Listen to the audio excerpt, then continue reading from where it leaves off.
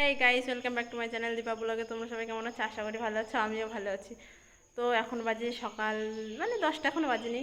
তো 10টা বাজতে এখন বাকি আছে। এখন যাব ঠাকুর আনতে। আর দেখতেই পাচ্ছ, এটা হচ্ছে আমাদের আশ্রম, এখানে পুজো হবে, দুর্গা পুজো। তো আমরা এখন সবাই যাচ্ছি ঠাকুর আনতে। আমি আর দিদি মন্দিরে আসলাম, যেহেতু ঠাকুর আনার পরে বরণ করতে হবে, তার জন্য সেটা গুছিয়ে রেখে তারপরে যাব। দিদি গেছে কলে সব কিছু গোছাতে, জল আনতে। তো এখন থেকে ব্লগটা স্টার্ট করছি, তোমরা ভিডিওটা দেখতে থাকো, আশা করি ভালো লাগবে। তো আমরা যাব ঠাকুর আনতে। তো দেখতেই পাচ্ছ, তোমাদের তো বললাম যে দেখো সবাই এই যে ভ্যানে উঠে গেছে, এক ভ্যান সবাই যাচ্ছে ঠাকুর আনতে। আমরা এখন, আর এই যে দিদি দাঁড়িয়ে রয়েছে রেডি হয়ে, আর এখানে আমি বসবো, তার জন্য হোঁচট জায়গা করে দিচ্ছে, এখানে বসবো। বাবা প্যাসেঞ্জার দেখো অনেক, সব চুনো ছাড়া সবাই মিলে যাচ্ছে, ওদেরই তো আনন্দ। হাই গাইজ, আমরা এখন ঠাকুর আনতে যাচ্ছি। দেখো সব এক ভ্যান, অনেক দর্শক। তো ফাইনালি তো আমরা ঠাকুরের ওখানে চলে গেছি। এই যে দেখতে পাচ্ছ, এই যে কত ঠাকুর, বা এই সাইডে ওই সাইডে, এগুলো কালী ঠাকুর এখনো হয়নি, এর দুর্গাপুজোর পরে তো কালী পুজো, তারপর এগুলো বানাবে। আর এই যে সব ঠাকুর রেডি করে করে রেখে দিয়েছে, যাদের যাদের ঠাকুর তারা এসে নিয়ে যাচ্ছে। আর অনেক ঠাকুর কমপ্লিটও হয়নি, সেই ঠাকুরগুলো কমপ্লিট করছে।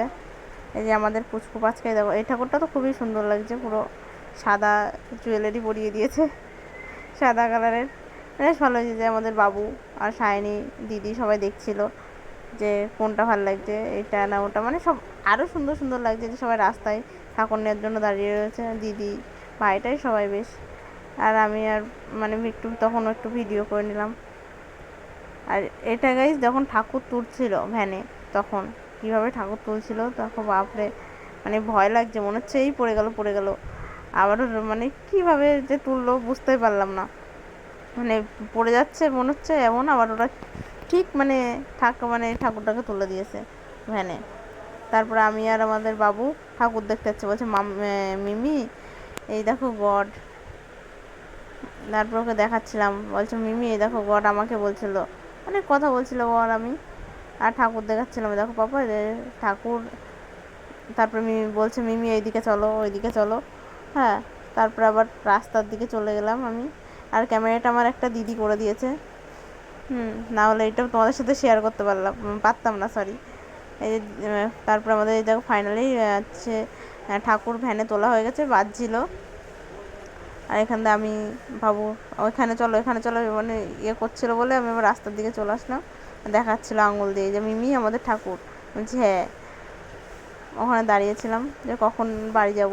আর যা গরম পড়েছে গাইজ, আজকে তো বলার মতো না, ভীষণ গরম পড়েছে। এই যে আমি আর বাবু ঠাকুরের সামনে দাঁড়িয়ে রয়েছে, কথা বলছিলাম বাবুর সঙ্গে বেশ। তারপর আমাদের ঠাকুর নেওয়া হয়ে গেছে, আমরা বাড়ি আসছি। এই যে পিছনে আমি, একটা দিদি, হ্যাঁ, আর আমাদের একটা বন্ধু, সব স্কুটিতে আসছিলাম, আর পিসি ওরা সবাই ভ্যানে আসছিল। আর দিদি আর দাদা তো আগেই চলে এসেছে বাইকে।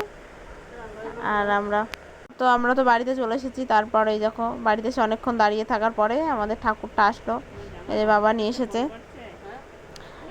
তারপর নিয়ে আসার পরে এই যে মন্দিরের মধ্যে ঠাকুরটাকে নিয়ে আসছে। এত প্রবলেম হচ্ছিল, ঠাকুরটা অনেক বড় হয়েছিল, ঢোকাতে ভীষণ প্রবলেম হচ্ছিল। যে মন্দিরে অনেক কষ্ট করে তারপরে ঢুকিয়েছে, একবার এই সাইডে মনে হচ্ছে না, আবার ওই সাইডে অনেক প্রবলেম হয়েছে। হওয়ার পরে ঠাকুরটাকে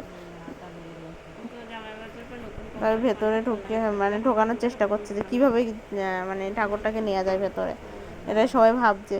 আর ভয়ও লাগছে অনেকে, যে কোনো একটা ইয়ে না হয়।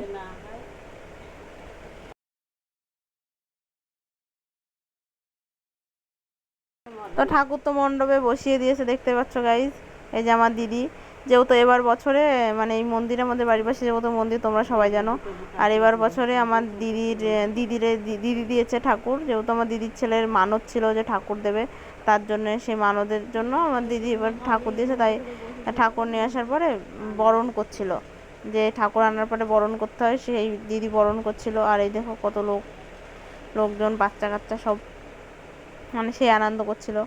এই যে আমাদের বাবু, এই যে দিদি ওখানে বরণ করছিল, আর আমি একটু ভিডিও করে নিলাম তারপরে। আর সবাই আমাকে কী যেন বেশ বলছিল, আমাদের মাম্মা মনে হয়। তো আজকের ভিডিওটা এই পর্যন্ত, ভালো লাগলে বাই।